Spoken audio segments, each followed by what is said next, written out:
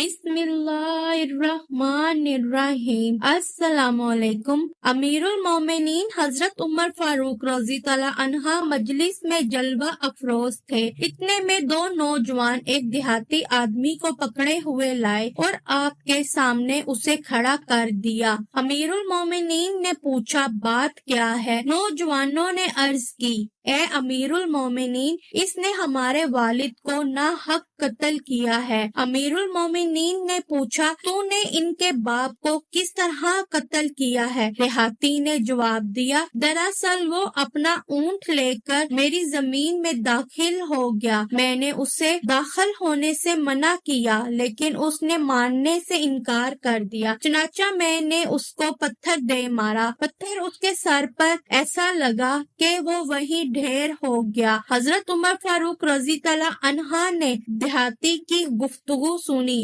اور فرمایا خون کا بدلہ خون، کوئی اقرار نامہ نہیں لکھا گیا بلکہ یہ فیصلہ ایسا تھا جس میں کسی مناقشے کی ضرورت نہیں تھی۔ حضرت عمر نے اس دیہاتی کے خاندان کی بابت نہیں پوچھا کہ وہ کس قبیلے کا ہے، کیا وہ کسی معزز قبیلے سے تعلق رکھتا ہے، کیا اس کا خاندان مضبوط اور طاقتور ہے، سوسائٹی میں اس کی کیا پوزیشن ہے۔ حضرت عمر فاروق رضی اللہ عنہ نے ان سب چیزوں کو قابل اعتنا نہیں سمجھا اور نہ اس سلسلے میں انہیں کوئی فکر دامنگیر ہوئی، کیونکہ وہ اللہ تعالیٰ کے دین کے معاملے میں کسی کی کوئی پرواہ نہیں کرتے تھے اور نہ شرعی حساب و کتاب میں کسی سے کوئی نرمی برتتے تھے۔ دیہاتی نے عرض کی اے امیر المومنین، میں آپ سے اس ذات کا واسطہ دے کر گزارش کرتا ہوں جس کے سبب آسمانوں زمین قائم ہے کہ آپ مجھے صرف ایک رات کے لیے چھوڑ دیں تاکہ میں گاؤں جا کر اپنی بیوی اور بال بچوں سے ملاقات کر آؤں اور انہیں اس بات سے آگاہ کر دوں کہ عنقریب میں قتل کیا جانے والا ہوں۔ اس بات سے آگاہ کر کے میں آپ کی خدمت میں حاضر ہو جاؤں گا۔ اللہ کی قسم، اللہ تعالیٰ کے بعد میرے سوا میرے بال بچوں کی دیکھ بھال کرنے والا کوئی اور نہیں ہے۔ امیر المومنین نے فرمایا تو گاؤں جانے کے بعد میرے پاس لوٹ کر آئے گا، اس بات کی ضمانت کون دے گا؟ امیر المومنین کی بات سن کر لوگوں کا مجمع خاموش ہو گیا، کیونکہ کوئی بھی آدمی اس دیہاتی کا نام تک نہیں جانتا تھا اور نہ کسی کو اس کے گھر یا خاندان کا پتہ تھا۔ ایسی صورت میں بھلا کون اس کی واپسی کی ضمانت دے سکتا تھا، اور وہ ضمانت بھی ویسی نہیں تھی کہ 10-20 دینار یا اونٹ گھوڑا یا جائیدادوں زمین دے کر سبکدوش ہوا جا سکے، بلکہ یہ گردن کی ضمانت تھی کہ اگر وہ دیہاتی واپس آ گیا تو خیر، ورنہ تلوار سے ضامن کی گردن اڑا دی جائے گی۔ غرض سارے صحابہ کرام خاموش تھے، چاروں طرف سناٹا چھایا ہوا تھا، گردنیں جھکی ہوئی تھی۔ امیر المومنین بھی بڑے متفکر و متاثر تھے،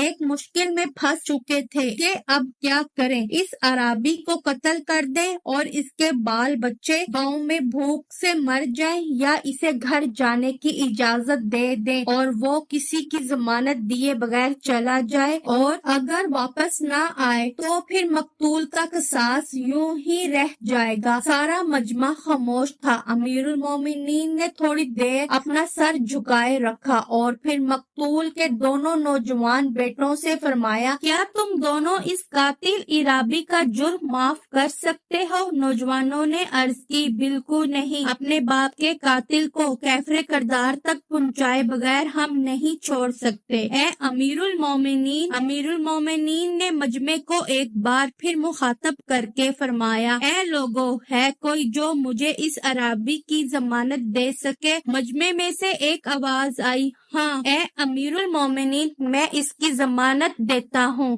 یہ ایک بزرگ تقوی شعار کی آواز تھی۔ یہ جلیل القدر صحابی حضرت ابو ذر غفاری رضی اللہ عنہ تھے۔ امیر المومنین نے فرمایا یہ قتل کی ضمانت ہے، قتل کی۔ ابو ذر غفاری نے عرض کی خواہ قتل ہی کی ضمانت کیوں نہ ہو۔ امیر المومنین نے پوچھا کیا آپ اس دیہاتی کو پہلے سے جانتے ہیں؟ ابو ذر غفاری نے کہا نہیں، میری اس سے پہلے کوئی شناسائی نہیں۔ امیر المومنین मोमिनीन ने फरमाया, फिर किस बुनियाद पर आप इस शख्स की जमानत दे रहे हैं? अबू जर गफारी ने अर्ज की, मैंने इसके अंदर मोमनों के आसार देखे हैं, इसलिए मैंने भांप लिया कि ये झूठ नहीं बोल रहा है, इंशाल्लाह ये जरूर वापस आ जाएगा। अमीरुल मोमिनीन ने फरमाया, ए अबू जर, क्या आप इस गुमान में मुब्तला है कि अगर इस अराबी ने आने में 3 दिनों से ज्यादा ताखीर कर दी तो मैं आपको छोड़ दूंगा और आपकी जान बख्शी हो जाएगी? अबू जर गफारी ने अर्ज की, ए अमीरुल मोमिनीन, इस सिलसिले में अल्लाह ताला ही से मदद तलब की जा सकती है। चनाचा हजरत उमर बिन खत्ताब ने उस देहाती को 3 दिन की रुख्सत दे दी कि वो अपने अयाम के दौरान जाकर अपनी बीवी बच्चों से आखिरी कलमात कह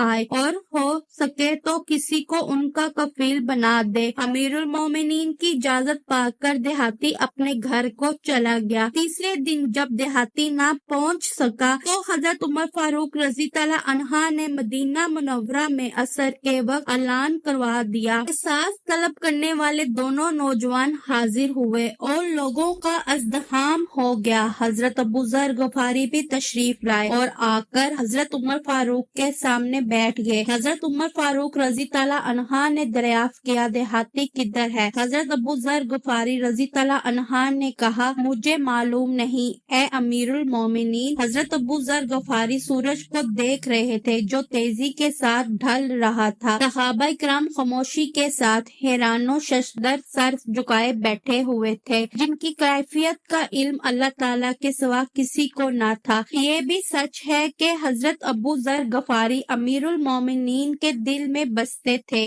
लेकिन यहाँ मसला शरीयत का था, ये दस्तूर इलाही का मामला था, ये कवानीन इल्हाया का मसला था जिनसे खिलवाड़ नहीं किया जा सकता और इन्हें लोगों के मरातब के एतबार से तकसीम किया जा सकता है कि कहीं शरई कवानीन का चेहरा मस्ख ना हो जाए। नेस हालात से तजावज करके हद नाफिज नहीं की जा सकती और ना एक आदमी की जगह दूसरे का खून किया जा सकता है। आफताब गुरूब होने के लिए ढल चुका था। गुरूब से थोड़ा पहले सूरज की सुर्खी नजर आने लगी थी और चंद ही लम्हों में वो पूरी तरह गुरूब होने वाला था कि यकायक वो अराबी नमूदार हुआ। हजरत उमर फारूक रजी तआला अन्हा ने उसे देखते ही अल्लाह अकबर का नारा लगाया। उनके साथ मुसलमानों ने भी नारा तकबीर बुलंद किया और फिर वो अराबी तेज कदमों से चलते हुए लोगों के मजमे में पहुंच गया। हजरत उमर फारूक रजी तआला अन्हा ने फरमाया, ए